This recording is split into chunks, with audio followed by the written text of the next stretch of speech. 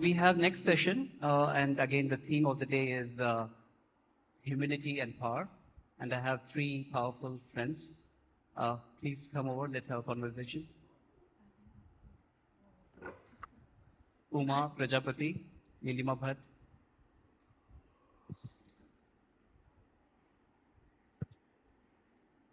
Welcome. Welcome to Oroville again. Thank you. So we have, as I said, Dr. Beloo Mehra. We have Nilima Bhat. We have Uma Prajapati. And as the time is very short and we are starting late and she has to go, so I will spare the introductions and directly jump into the topic. As I said, today is the second day of the festival, and this year, 2025, we are kind of commemorating that one of the 12 qualities of the mother, humility. Every year we observe one quality. This year it's humility. And every day we also have a theme for each day dedicated to one aspect of the mother. And today it is Mahakali. And an aspect that we aspire to have, power. So the theme of the day is humility and power.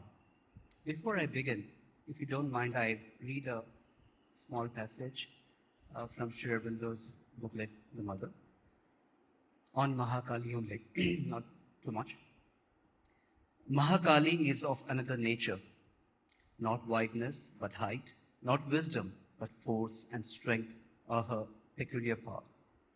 There is in her an overwhelming intensity, a mighty passion of force to achieve, a divine violence rushing to shatter every limit and obstacle. All her divinity leaps out in a splendor of tempestuous action. She is there for swiftness, for the immediately effective process, the rapid and direct stroke, the frontal assault that carries everything before it.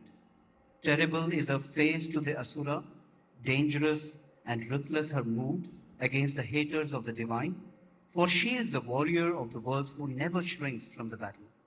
Intolerant of imperfection, she deals roughly with all in man that is unwilling, and she is severe to all that is obstinately ignorant and obscure. Her wrath is immediate and dire against treachery and falsehood and malignity. Ill will is smitten at once by her scourge. Indifference, negligence, and sloth in the divine work she cannot bear. And she smites awake at once with sharp pain, if need be, the untimely slumberer and the loiterer. The impulses that are swift and straight and frank, the movements that are unreserved and absolute, the aspiration that mounts in flame are the motion of Mahakali. Her spirit is tameless, her vision and will are high and far-reaching like the flight of an eagle. Her feet are rapid on the upward way, and her hands are outstretched to strike and to succor. For she too is a mother, and her love is as intense as her wrath. And she has a deep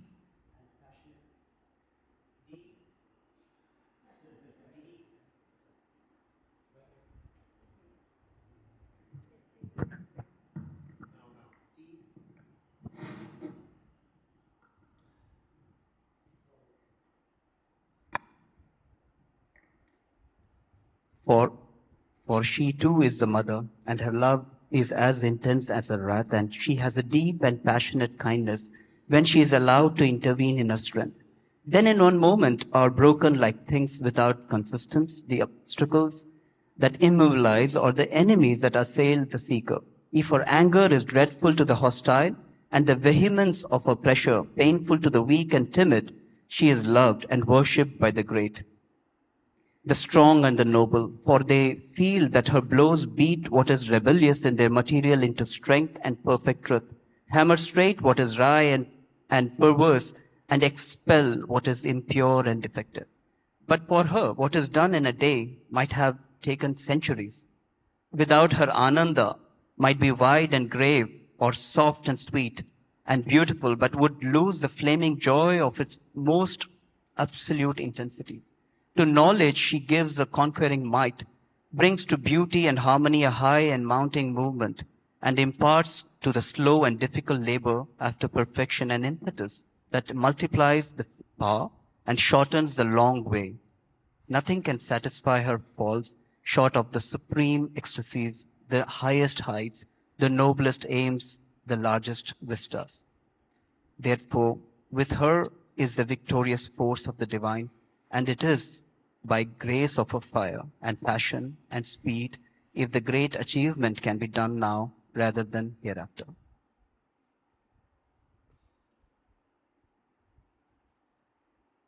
I'm sorry I sped through in between. I wanted to get more of your thoughts on this. So, Dr. Beloo, if we may begin with yours. You want me to speak on what Mahakali power You can, in the context of? Yes, that's a good way to also start. In a way, perhaps if you may give a short introduction from your point of view. The way I see it, you represent philosophy, you represent the social aspects, and she represents the economic aspects also. So if you can throw the light of humility and power from that lens, that would be great. I don't represent philosophy. So with that out of the way. Okay. Now you are on your way. Yeah, we'll see. But I was very intrigued by, last time also I remember sincerity and Mahakali, I think that's what you were talking. So I was very intrigued by how you are trying to explore the synthesis and the way these two things, which seem on the surface somewhat contradictory, but they are not. And that's the beauty of the vision that Mother and Sri Aurobindo have given us. And the deeper we go into, we find how things come to a deeper and more beautiful and greater synthesis. So I thought I will begin with a short anecdote from Sri Aurobindo's life, even though Sri Aurobindo says my life is not on the surface to see, but I think for my own delight, and I've heard this from many others, the more we read about his outer life also, we just get such beautiful nuggets, gems of wisdom. So there's one incident that Nirodha has mentioned in one of his talks that he gave at the ashram school in 70s. And he titled that talk, Sri Aurobindo, the Perfect Gentleman. And he said, why I'm calling Sri Aurobindo the Perfect Gentleman, that responsibility or irresponsibility is also on the shoulders of the mother, because it was the mother who in a fun remark had said, Sri Aurobindo is the perfect gentleman, I am not. So she's the mother, she's the Mahakali. Anyway, the essay is worth a read. But there is one anecdote where Nirodha, which he mentions, where he said that at one point of time, this was during the accident phase when they were attending Sri Aurobindo, they were asked to give him a massage at an odd time of the day, early morning, 4 o'clock or something like that. And they used to talk about various things, various questions, asked Sri Aurobindo about this event, that event, the Second World War was also going on. And Sri Aurobindo would always answer with perhaps. Perhaps this may happen. Perhaps that might happen. Perhaps. And then once Nirodha asked, do you ever say anything with certitude and without using perhaps? And he said, yes, when the supramental will descend, I will say with certainty. And every time I recall this incident, I think of, this is Sri Aurobindo in 1930s, late 30s. So this is after 1938, when we already know that in him supramental had descended, and yet he is humble enough to not say anything with 100% certainty and say that, yes, perhaps this could be the course of event. Perhaps that could happen. And we end up holding on to our positions and our opinions, views, with such certitude, with such certainty. So the kind of mental ego, or even, the ego of our own ignorance that we hold on to is just mind-boggling. Then the other thing I thought I'll mention here is, of course, there is, in Sri Aurobindo's writings also we see this often, not only in Life Divine, but in Human Cycle and many other. He would say, if this is true, then these may be the possibilities. So we have examples of humility and power, not just physical power I'm talking about, but the power of truth the power of knowledge, and yet expressing that in such humble way. Another example I thought, and this is again the Mahakali and angle comes in.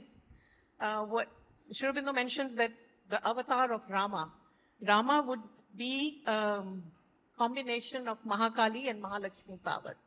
So in Valmiki Ramayana, we know it begins with an enumeration of certain qualities of what Rama's avatar means.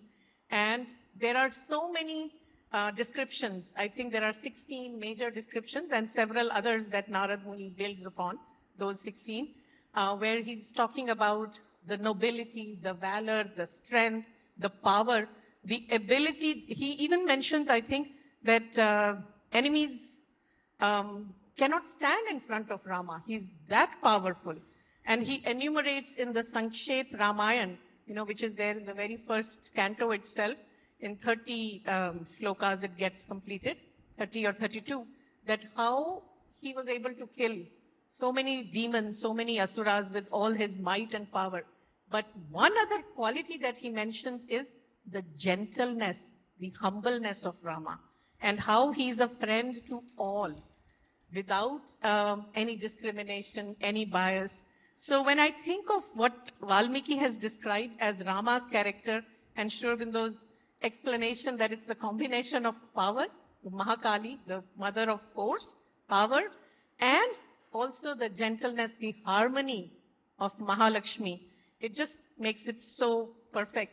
So I think with that, in the interest of time, I'll take a pause. There are many things we can explore, but I would like to listen from my panelists here. Yes, perhaps we can take a thread from there, Nilima. Yeah. No? And if I may little bit expand on that, the humility and it almost seems like a paradox, no?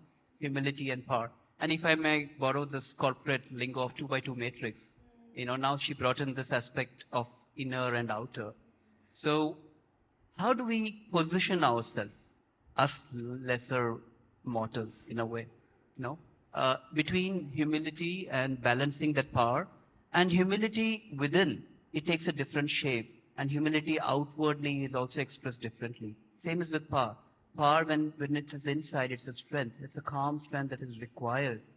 However, sometimes we also need to show that strength or power outwardly also. How do we balance it? What's your thought? So thank you for having me. I'll speak from the Shakti Leadership Framework. This is a book that we wrote, Raj and I wrote in 2016. And essentially saying that there is a true power available in leadership to all human beings, which is not privilege-based power that's given to you from the outside, which you have to fight over each other for, but you can tap into from within, that call it the soul force, call it the inner self, whatever. If you can find that source of power, then you become an agent for what evolution wishes to bring forth. And as we know from the Gita, sometimes you have to fight the good fights, right? And it's being humble doesn't mean not standing in your dharma and doing the power that needs to be exercised, right? So in one simple phrase, the summary of what does it mean to be a true Shakti leader, we say you have to become the wise fool of tough love, okay? There's a fourfold self inside all of us, and it maps onto wisdom, strength, harmony, and perfection. So the wise is the wisdom self, the Maheshwari energy. The fool is the playful, childlike, in a way the youngest of them, Mahasaraswati, which is that childlike innocence, okay? The word fool is used in a very Sufi sense, in a very mystical sense, that level of innocence and humility that knows how to exercise that wisdom in a very pure way, right? Become the wise fool of tough love. Tough is that Kali energy. Draw your boundaries, fight the good fight, say no, don't accept the unacceptable. At the same time, from a place of love, which is the Mahalakshmi energy, which knows how to hold the whole as you go forward, keep everything harmonized. So when you tap into your true self, that presence, that inner ground, in that attitude of complete surrender to your own higher self, the mother self being in you, now you have access to these four powers of the wise, the fool, the tough, the love, And from a place of humility and sincerity, your dharma is to play them, is to exercise them at the right time in the right way, right? And when the time comes and you don't do it, that too becomes a dharma, right? So do not get into what's called false humility. False humility is a different kind of ego, right? So sometimes you have to just own that power, but if you do it from that true place, then it is still a humble place, right? Right. Stop there. Now I would take Uma's views. I mean, what she says, Nilima here brings this point of tough love. Uh, this also, let me put another question at you, it's like a curveball. We all exercise power. I think the question is, whom do we at what time? Who against whom? No. If it is used rightfully and consciously, that's when it is powerful. Otherwise, it's an abuse of power. So I don't think there is anybody who do not exercise power. It's just that sometimes when they see more powerful people, they become meek and they think that's humility. It is not.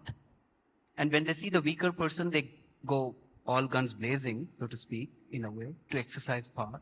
So how do we kind of reach within and exercise power with humility at right place? It's very interesting that we are in panelist 3 speaker, all women, talking about power. And power has been denied to us for centuries and centuries, and there is such a struggle for it. And then we are talking about humility, which is very barren for whole of humanity. We do not have gratitude and humility. It's the two weakest point we all struggle with. We can talk as much, but if you look at the 12 quality of the mother, some of the very weak one amongst us, one of this is humility, and second one is gratitude. Ask Jaya for it, how many times we have stumbled that seat was vacant literally when we were doing group work. So today, two things that one is collectively we are weak, and second thing is about power to 3 women where we are powerful and we feel very powerful, but this aspect of power in society has been denied to women across the planet for centuries altogether. Keeping that in mind, how does it go together when a space of holding Mahakali, the CEO of the planet, and she is in such hurry, her action is so swift. In India, we say it's Mahakali is a bit like, oh my God, Mahakali. So we can't handle her. So all the daughters has to be Lakshmi in India. They're called Lakshmi. They are expected to be Lakshmi. They are expected to be beautiful and loving and mother-like and so on. So our inherent quality with mother, especially Mahakali, we yet to come to that space to be able to really say, oh Ma Kali, we adore you for who you are. And you are the one who runs the universe and be with us and give us so much of a compassion and love. Without you, nothing happened any which way. But what happens when that she comes with that power? What happens to humility? Humility, which has been anyway a very devoid space. When I look at myself, I will not call humble myself. I cry in that space that give me a little bit of gratitude, little bit of humility. They don't have. Actually don't have. As a leader, yes, when we connect to and surrender to that deeper self in ourselves, the space open up of this humility. And I see that as a very spiritual space. That being in the space of power and being aware of the vulnerability of that power, to be able to give in with that humility, it's a very high state. So, Lakshmi, you are actually taking us on the peak in a very, very pinpointed space and saying, how do you feel? Very comfortable? No, not at all. It's a very, very challenging space. It's a sharp, it's a tip of a knife in the consciousness to be in the space of power and able to hold humility. Oh my God, I would be half enlightened. When you brought in this aspect of Oma, with you brought in this aspect of woman, and yes, the struggles. But yet, growing up, the most powerful person, the person I dreaded was my mother. Okay? if I committed something, mother is the one, Arey Baba, ghar jayenge to, right? But I dreaded also because she is the one who loved me the most also. And perhaps we, we can accept that power when it comes with love. We can accept that, concentration of strength, that even if it's a knife's pointed edge, if it is held by mother's hand, you feel safe. What do you think? There are two things. Is it my work? Mic is working. So there are two things we are talking about. One is a space of power in femininity, which is the closest one come to us is a mother, physical mother, because my life hangs on her. My breakfast, dinner, and lunch is tied to her. Be better behave. But in society at large, in industrial society, it wasn't the case. So personal and collective space where women and power is concerned is very, very divided. Very divided and very far. So in the kitchen, she is the most powerful. In the house, she is most powerful till the certain period of time. And after that, she is not. What I'm inviting is that where did we lose this connection? Where did this power was missing? It's not missing, it evaporated. And I used to think it's only in India that we are very hypocrite country. We worship goddesses. We're the only country who worship goddess so profoundly, and mother is everywhere. And we are the country who beat our women at home. So I used to just wonder that it is in my country that all of this has happened and everybody is pretty sorted. And I began to talk about it, and recently, and I also saw that when women take care of themselves, they feel guilty. So I thought, it's in my country. You see, we're a very special country any which way. And we don't know, we actually do not even know where the power lies, even that mother herself, the mighty power who runs the planet. We can't see it. So maybe it's something wrong with my country. And it's in my country women feel very guilty about when they take care of themselves. And I held it in my stomach for long years, and before I asked somebody else, almost feeling guilty about that, is it a question worth asking, to figure it out that it was the same thing and she was not Indian. That freaked me out. And that conversation went on. I'm rather bold that I went walking to a new country and I asked a woman saying, do you feel guilty when you take care of yourself? And they're looking at saying, how do you know? So it is actually not about India. What the aspect of power and bring humility is, it's already pretty pointed and very, very sacred and very elite space in a spiritual world. One day we will arrive over there, but there is a misplaced sense of power in the society, very prevalent. And to talk about humility in that, I feel like, oh my God, one day we can talk about it. I don't feel it, but yes, in the space of leadership, its presence of that higher self opens a door for me to humility. Even that the sense of momentary power, not as a society, but as an individual when I feel powerful, it is the connection with the mother herself brings her space and opens a door for humility for me as person. And I'm just talking very, very as a personal experience, but that's where I am, where this is concerned. Yes, please. So just a couple of comments from what you just said. It's interesting that yes, humility is a value in most societies, and be humble. But in a patriarchy where a woman is made to be humble anyway, you do wonder, is that the right value for her to come into her power, the true power, right? So thank you for bringing that out. And, the whole archetype of Sati, Sita, Savitri, right? Like these are exalted. So Sati, because she completely obeyed, she was her father's daughter. She obeyed her father, Sita, she sacrificed herself to go with the husband. Savitri brought her husband back from the dead, right? So it's all about giving of yourself in such great service. These are such highly held values for women of India. It's hard to then also hold on to your true power while you're also being the goddess for everybody else, right? So that is a dichotomy. Women of India who are, drawing from the Indic mythology, they're kind of informed by this from inside. It's a tough line to walk, very tough line. But I want to tell a sweet joke, okay? Talking about the mother all powerful at home. So my son, when he was 11 years old, we were in London and he had gone for Mother's Day. He had to make cards. All the children were told to make a Mother's Day card. He comes back with a card which has a kind of very ugly rose kind of thing on it. And he says, "Mother, you are like a rose. Your petals are beautiful, but your thorns are little." And then he says, "In my opinion, you are the best mother in the world."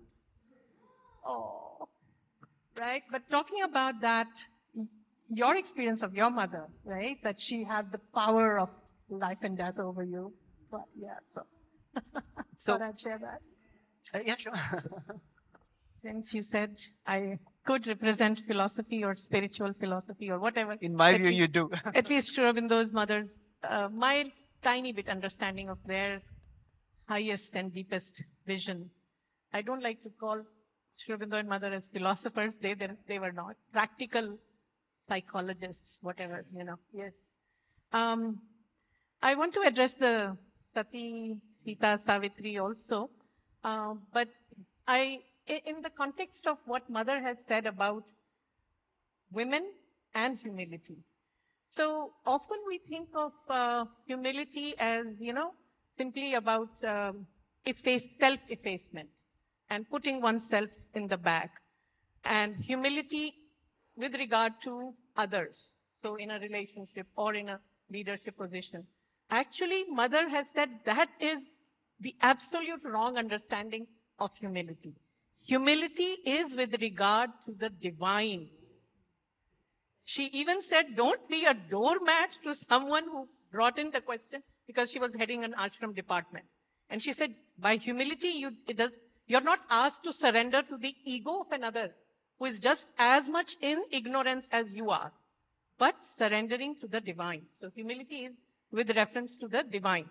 With that, she said, the condition, the criteria through which, or the way in which we grow in humility is, even if for a fleeting second, fleeting moment, we have an intimate identification with the mystery of the universe, with what this whole existence is all about, we immediately know that we are nothing with regard to this universe, with regard to how everything she's holding, the mother force is holding, we know nothing. Whatever we think we are doing is not at all my doing at all. I am not even an instrument. So even an instrument can have an ego. I'm doing for the mother. This is the worst kind of ego to have. So she said, only when you have those connections, those moments, you grow in humility. Otherwise, it is just a social pretense that we say, I'm being humble or be humble, things like that.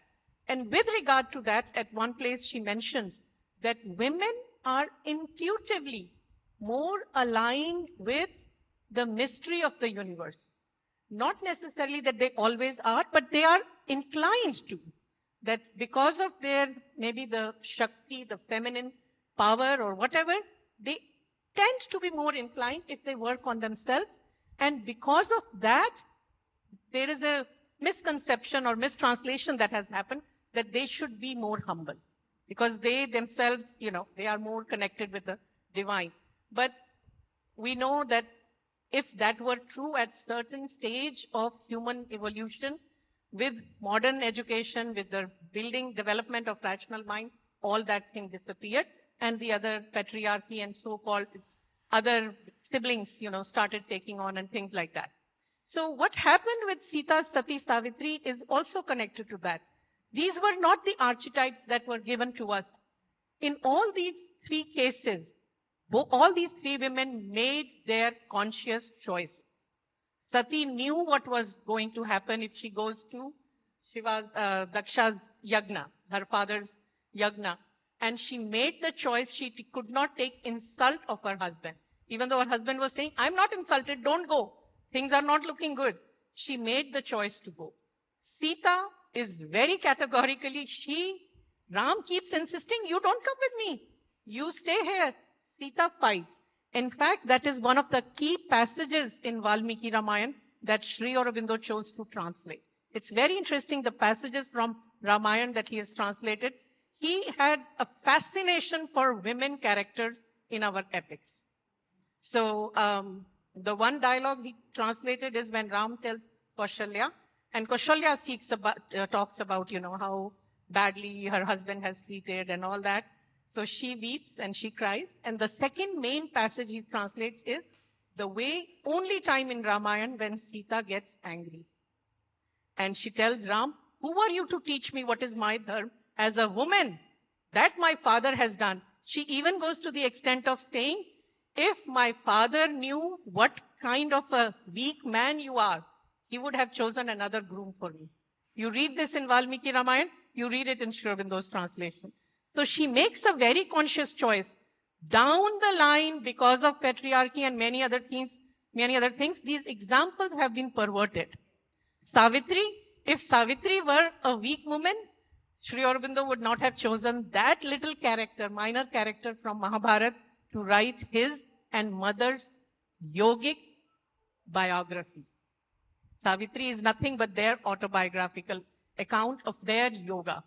And in that sense, Savitri is the only woman character in Mahabharata who has never shed a tear. When she comes to know that her husband, the person she has chosen to marry, has only 1 year to live, her mother says, don't marry him.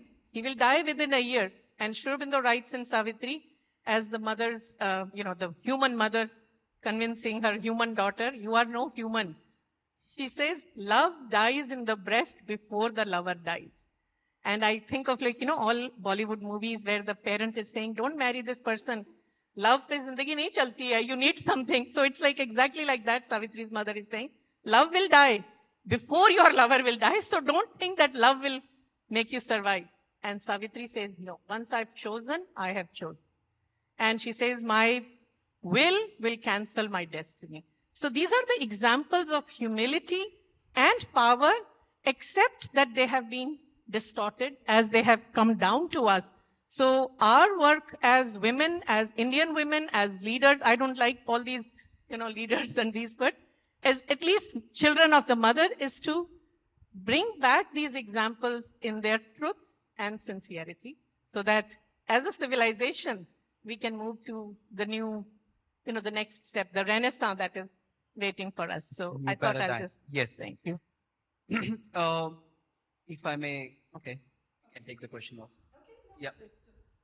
So this concept of control within this realm of, say, humility and power, as a Shakti leadership initiative, how do you look at it? How do we embody the power, but yet look at the concept of control over others versus controlling oneself? Use the power to widen, to go higher, to grow. So you kind of already started answering the question. Typically in society, just like we have distorted the myths that should have been interpreted the right way, we are doing it the wrong way. The idea of power has been abused. So power has become something you do over each other, right? When I have power over you, then I will have some power. Someone needs to lose for me to win, right? If we can shift that, because we all need power to survive. We all need Shakti. Without Shakti, we are Shava, right? So life needs power. If we can reframe that to become power with, right? Can I do power with you? In any conversation, can we be doing a win-win-win for all, right? Now we have the agency, the capacity to, the power to create impact and change for the better. So how can we shift from power with to, so from power over to power with to power to, right? That is the way we reframe that which has been abused the power that is abused into power that becomes more reciprocal. And then it's not just win-win, good for you, good for me, but then it goes power two, good for all, right? And to create any change, you need power. Without power, there's no change. Um, you kickstarted this topic of woman, so I will come back to you. When we seek the powers of Divine Mother, we men perhaps equally need or aspire, perhaps if not more, the divine powers of the Mother. So that's the idea when we look at these four Devis, the powers. It's not from the gender lens. It's beyond. No. So if you can little bit now see the power that it's actually everyone is in a way victim of ignorance, the perpetrator as well as the victim. Doesn't matter who it is. In any conflict you look at now, bigger nation or smaller nation, men or women, the earth versus man, everyone is a victim. How do you look at it? How do we be humble and look at power differently? So there is a power which is almighty power, and divine in action is Mother. And she's not packaged in gender, by the way. We call her the Mother because if divine, when he comes to act, becomes feminine, default. So if that's her state, gender conversation ends. So we were not talking about she and he and so on. But power, when it becomes conscious of its own presence, it has a capacity to be humble. Or it is humble. Are we there in that space? Are we able to embody that space?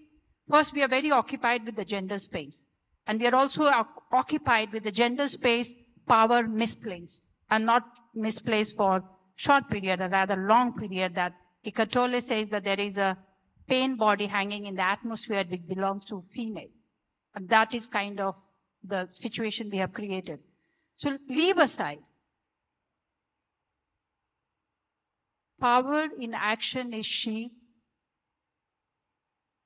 And when she acts in her, in the space of the Mother, there's a great humility.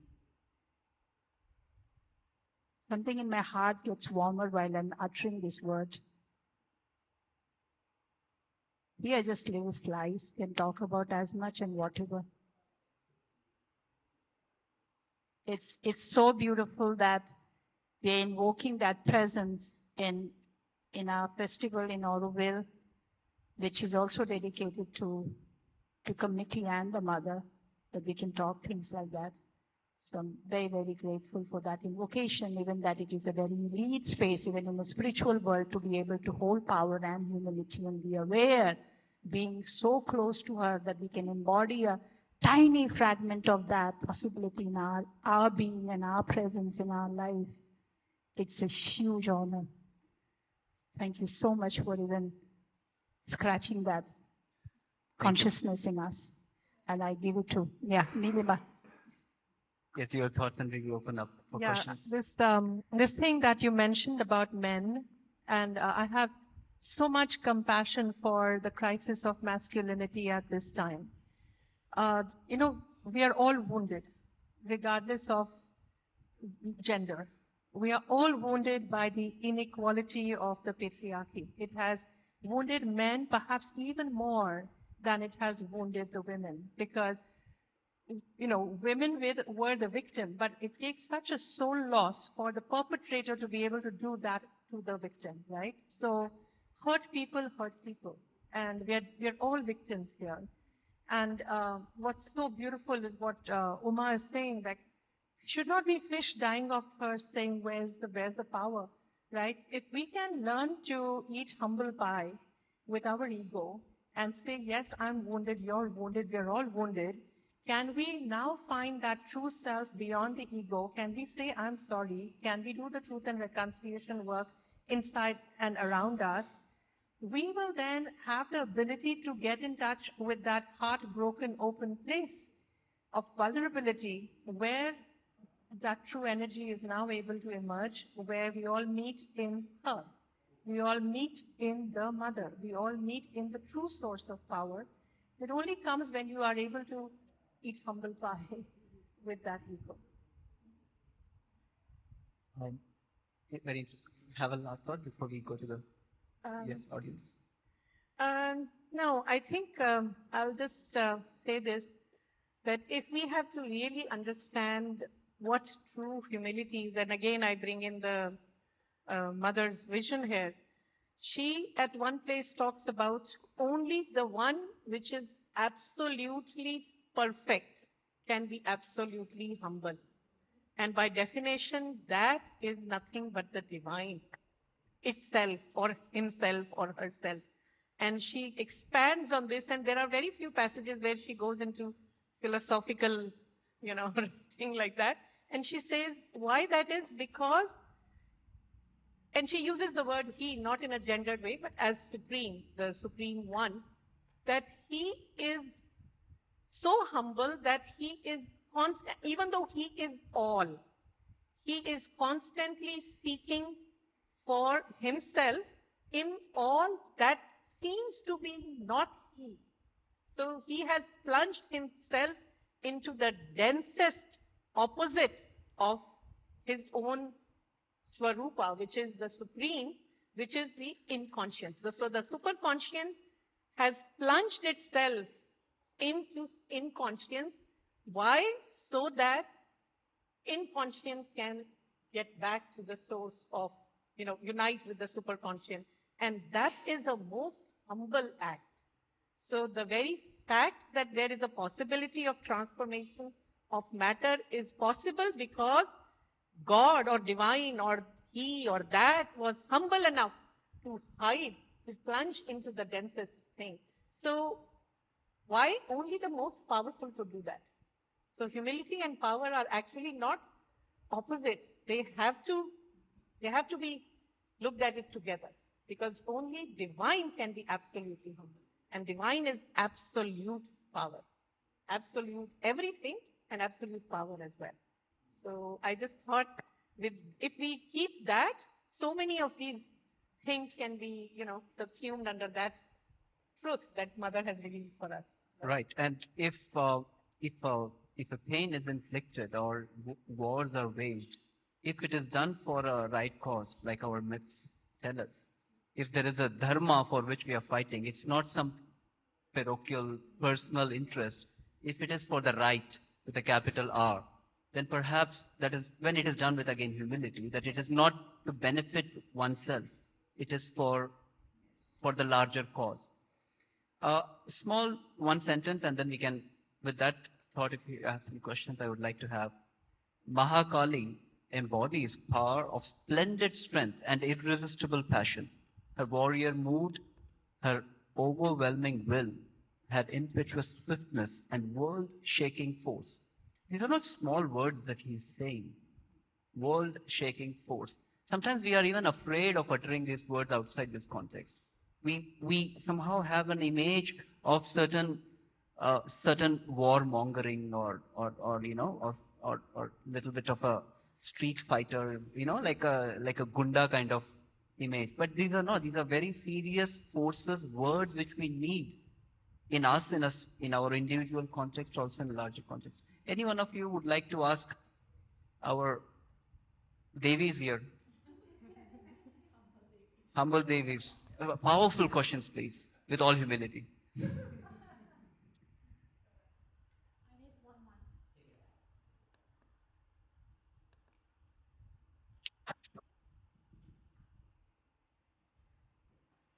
Thank you very much for that talk.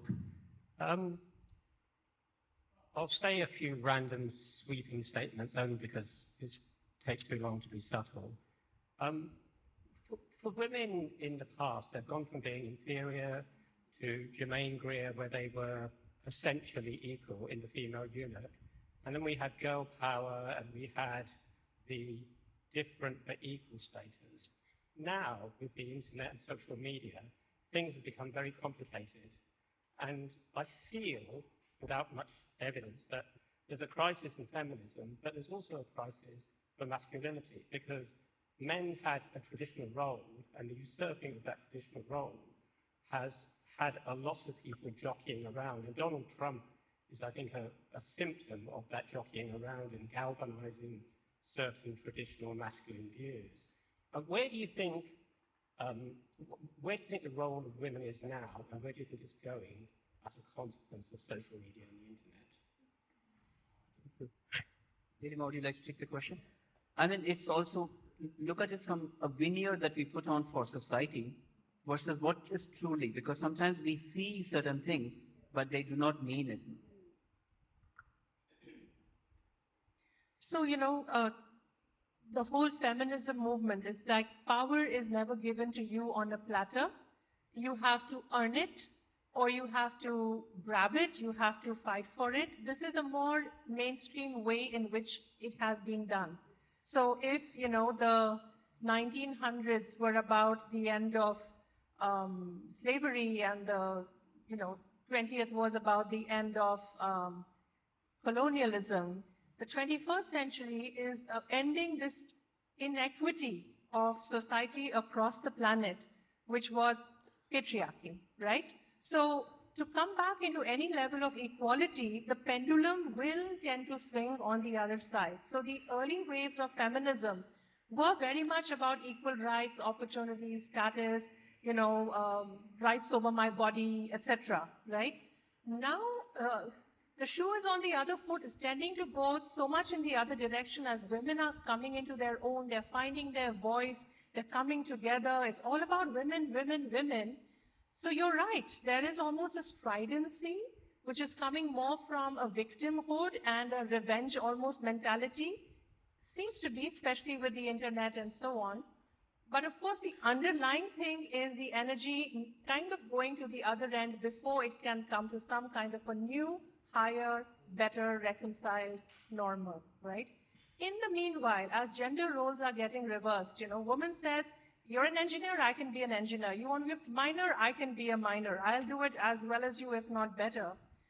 Men who were socialized to be a certain way to feel comfortable in their role in society are now wondering, who am I if she's no longer who she was, right?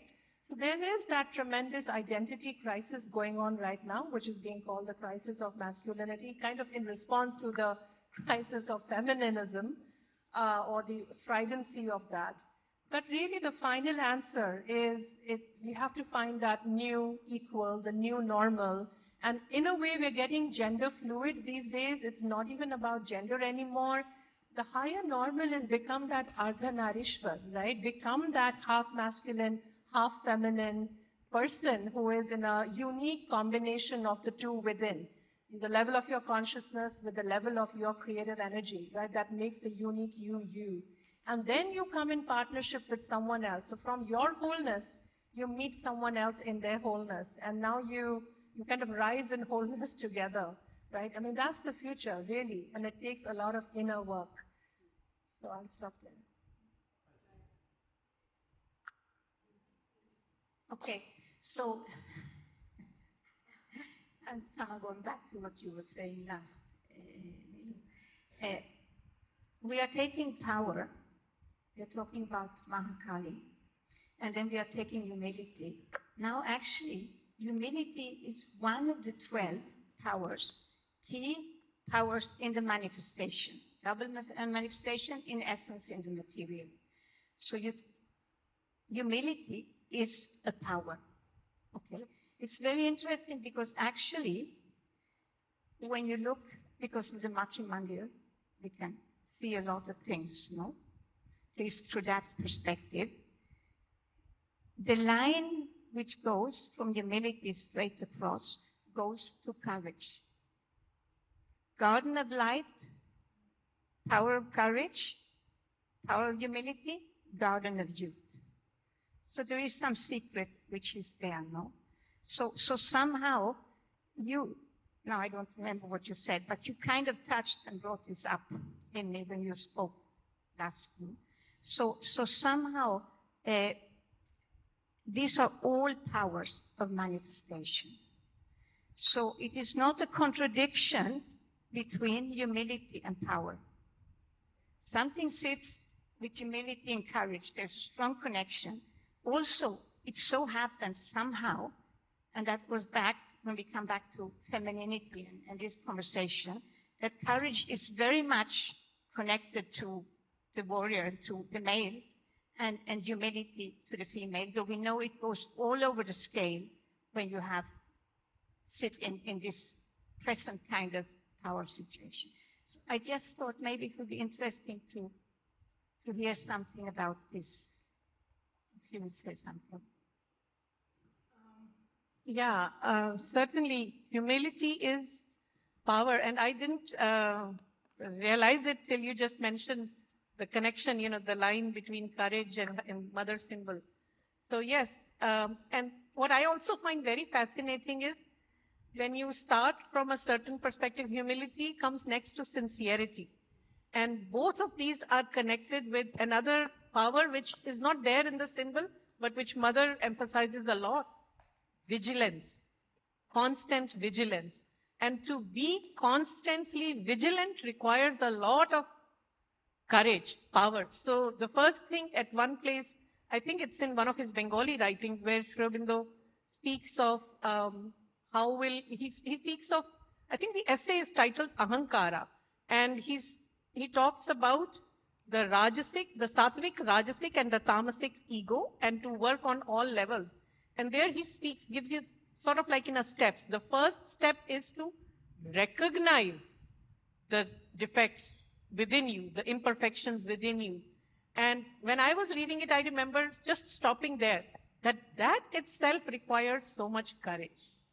And then he says to even recognize that happens with mother's grace, with divine grace. So yes, there is always divine grace to rely upon or to aspire to, but still a lot of inner work, as Nilima was also saying, which requires a lot of strength, sort of making yourself vulnerable. So the power aspect that is there in humility, we cannot ignore that. And incidentally, I think since you have worked so much on these 12 qualities, last time we talked, you were also describing, in the Matri Mandir garden also. So 3 years ago at the journal Renaissance that I edit, we had done one full year, taking each quality and exploring that through Mother Sri Aurobindo's words, through other sadhaks' words, and some fresh writings as well. So recently we have compiled the editorials from all that, and I brought few copies. It's actually also electronically available, downloadable, which you can get all the links to everything, but we have also printed few copies if anybody is interested in picking one up, and then just some calendars too. Since we are still in February, we can use some calendars. I brought as sharing for all. But yeah, I know for the purpose of our exploration at Auroville Festival, we are taking one quality at a time, but in a way they are all connected. So we cannot kind of take it as piecemeal. They are not silos. They are not silos. Everything is connected to everything else.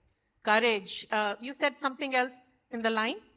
Because you know when you start to work and you move, so you basically have the garden of light, you have the power of courage, And straight across you have Humility. Yes. And then you have the garden of youth. Youth. So when you start to see this, you see all these patterns. And the reason why the clay comes up is because where you have sincerity, okay, the garden is progress. Yes. Then it's sincerity.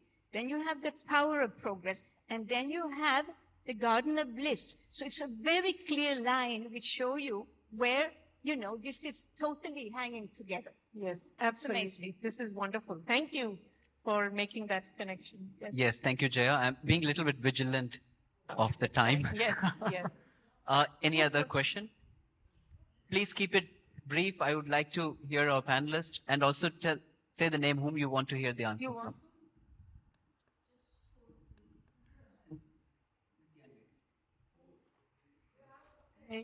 I just trying to ask a short question, Vivek. Because we hear this kind of profound sounding talks. Anytime a special event happens, Orwell's birthday, and on YouTube, internet, we can hear tons of them. Can go on for years.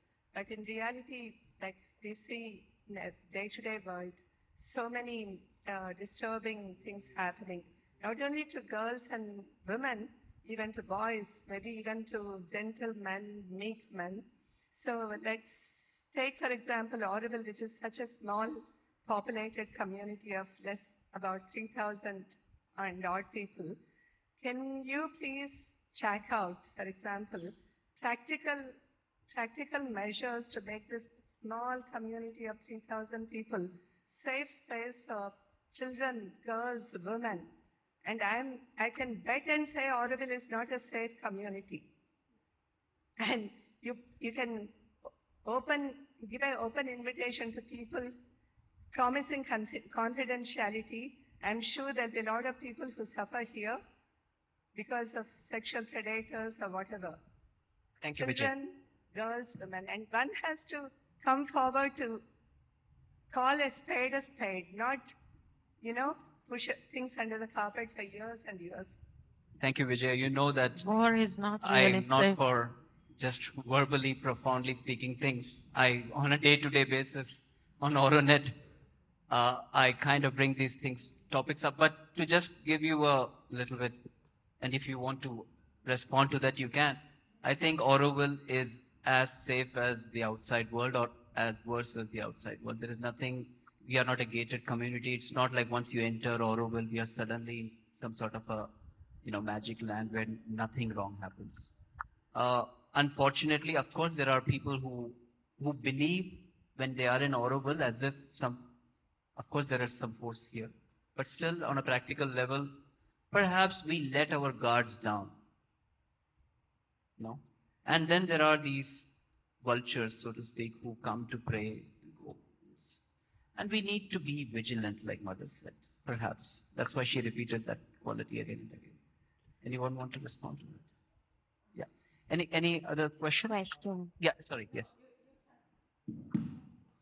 Yeah, so power has different aspects. So one of the aspects is the leadership role or the authority, the power to take some authority over anything in the current scenario. So interestingly, when I was looking at the event poster, I saw the event for today was humility and power. I didn't know before I came here. So it was very interesting that I thought that this is something that is very contradictory, power and humility, but very much needed. Then I was looking at the other topics, which was also humility and wisdom, humility and knowledge. Then I was like, yeah, humility is needed in everything, not just power. But the very interesting part when it comes to power is, I am wise, I have knowledge, and I have power. Now my humility is like, no, now I know everything. Now I have power. So I don't have humility. So it's the only way to cultivate humility within you is to be grounded or to open the path to the divine. Because like if you're not shattering the ego mind and if you're not going within, is it even possible to cultivate humility when a person is aware that he possesses certain powers? Directed at anyone specific? No, I mean, Perhaps Nilima, would you like to say something? No, I'll come to Yeah. So, yes, of course, the ego can only go this far with even for trying to perfect itself. Finally, the real work will be done by the soul, the inner self. But one little line I like to remind myself when my ego starts taking over and making me feel more superior in some way. Remember, you are unique and special, just like everyone else. Right? Right there, you all claim your divinity. When we say namaste, the divine in me bows to the divine in you. You are divine, I'm divine, everything's divine, right? So right there is an equalizer. And then what humbles us in that is to say, I am unique and special, but hey, so are you, and so is everybody else. Right there you have a level playing field now, right? So when it comes to power, so as someone quoted, let's take a microcosm of audible community, but I don't want to quote to take an example of anything, but when a power is instilled upon someone who is not ready to see the truth, or who is not on the same understanding of yours. And at that point, how do you smartly play your power, but also stay humble? You know, you can't come down to their level and take the shit on you, but at the same time, you have to hold your power and at the same time stay humble. So how this wisdom, how does it cultivate in someone? Like when someone holds power, not letting your guard so down that you put you on their level and take the shit they put on you, but at the same time hold your power. You kind of Marco, you answered need that to add question. 2 beeps there. You answered it. No, but that is it. It's that fool archetype, the judo. So you've got to put on your trickster energy, right? Which is from a place of integrity. You have to circumvent the challenger, right? Learn to go around that. If you can't cancel it, go around it. So you have to play it. You're right. You use the word. How do you play it? That you have to practice to get good at. So it's cultivated. Humility is cultivated with constant practice, more grounding, and Nothing comes without practice. definitely. It was nice. Yeah. So yes, cultivation is a very good word because all these qualities, the 12 qualities that Mother speaks of, are to be cultivated. And I think again we fall back into the trap of that it's only at the human level we are trying to cultivate these things with our human effort, that the humility goes out the door. So it is only with divine intervention and our sincere most aspiration that even these qualities will be, we will be blessed with the true sense of these qualities. So the fact that, without the risk of the beeping, somebody throws something at you and, doesn't want to face the thing, we are approaching the situation from the perspective that through mental discussion only, or through the discussion in these man-made associations, committees, we will come closer to the truth. This is never going to happen. The truth is not going to be analyzed through our mental discussions. The truth is out there. We are only bringing in different facets in a very small, limited, almost ignorant sort of way into the middle of the discussion. So there, I think Sri Aurobindo has given a very important tip about how do we engage in discussions. He says you present your viewpoint as clearly, as succinctly, with as much honesty and truth value that you can add to it, and then leave it there. Don't impose it. So you and I could aspire to cultivate that. What if the other people in that committee are not aspiring to that? We cannot be part of their journey. We have to be honest and sincere with our aspiration and our perspective and leave it at that. Rest, she will take care. So I thought we can just point to that as well. See, we have to, please make it quick, and I would like the answers No, also this because is we not are the- really running late. This yes, is not the maybe question. Uma can. I want you to share what you shared today with me on how your work is yours Hello. and others is theirs, and how you're navigating it in a very real way. Would you like to take the Let's see question if and there is answer a together? question. Yeah. No, it's not a question. I was just thinking about that. Mother said true power comes from not cultivating it or anything, just realizing the ultimate truth, that is our oneness, that inherent oneness, that divine essence which is in everyone around us. So that goes beyond gender, beyond having this, superiority or, inferiority. Get it. If So I may. it is the oneness, I think, which brings the true humility, unity. Because of paucity of time, can I kind of put it in a different way to add to that? We have these 12 qualities, and these are, none of the quality can be objectively said that 67% accomplished, right? And none of it can actually be judged by anybody outside of you. Nobody can say you are very courageous. Nobody can say you have a lot of gratitude, or you are very humble. So it's perhaps that's where we again and again we need to go inside, and concentrate on oneself and see where we stand. We are the only rightful judge of ourselves. And when we look at that, how can we look at it in a very humble way ourselves? How do you do that in Auroville? Because it's very different to be in an outside world. Uma, with that last thought, if you can. So perhaps all these 12 qualities need to be cultivated in a certain way, even though we need to realize, perhaps, but then once we know where we stand, that's what mothers look, lifelong progress, no? How do we see where we are, concentrate on it, and improve on it? Wherever we see that we need to improve. Nobody else can do that. And in Auroville, we being in a collective, it's a constant reminder when we look at each other. Sometimes we look at somebody and say, you know what, that aspect is not right, and perhaps there is a percentage of that in me also. I need to improve, rather than saying to the other. How do you do it in Auroville? There's one person waiting, so Isha, go ahead.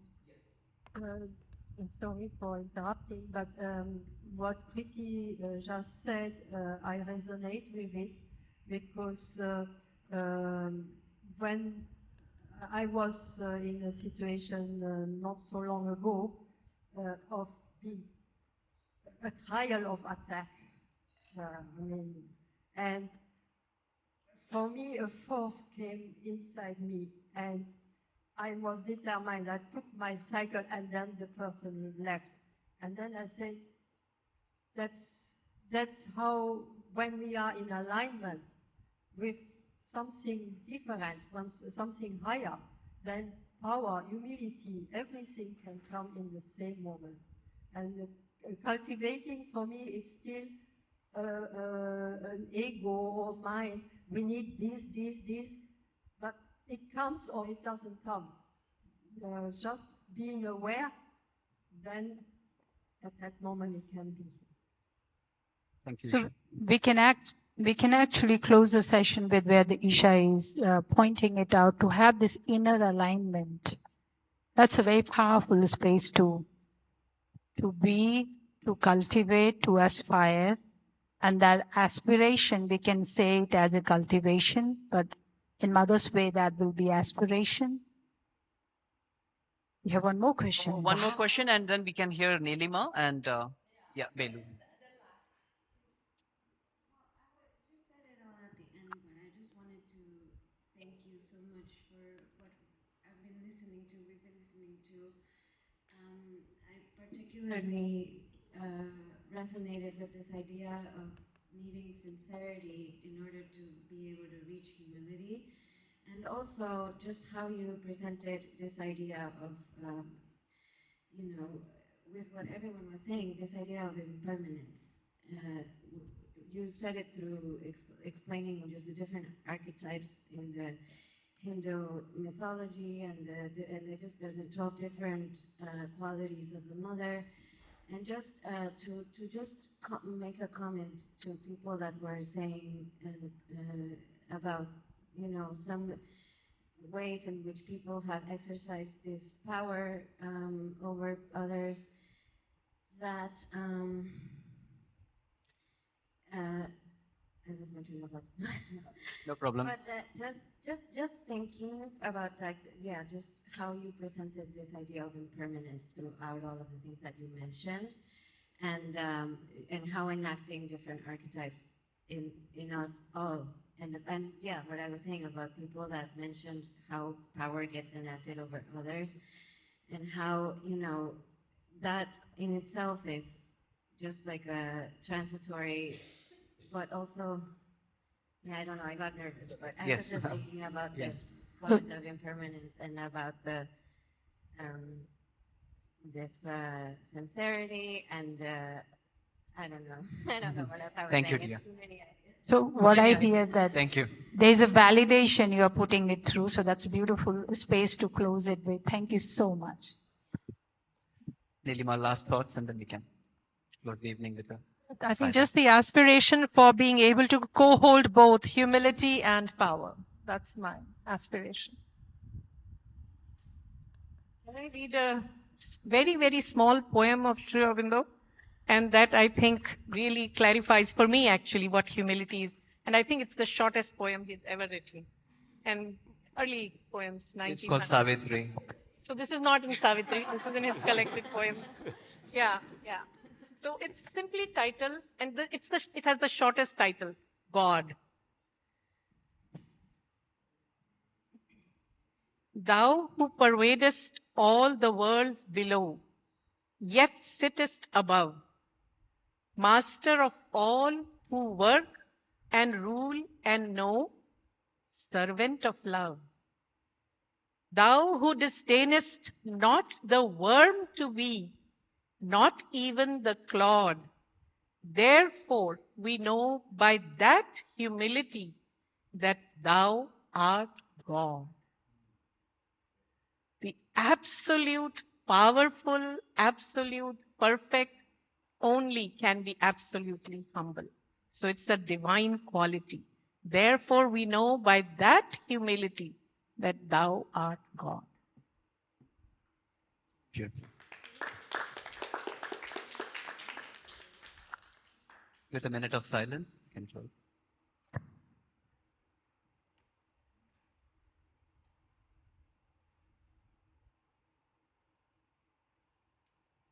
Thank you.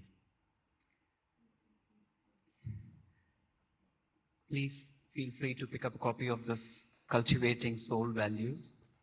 Preeti, you may would like, perhaps you'd like to read and maybe add your thoughts to it. And we have some refreshments out there. And also at 7 p.m. we have a Bharatnatyam performance by Swati at Bharat Nivas Auditorium. And we also have cultural activities in Visitor Center. So please feel free to visit.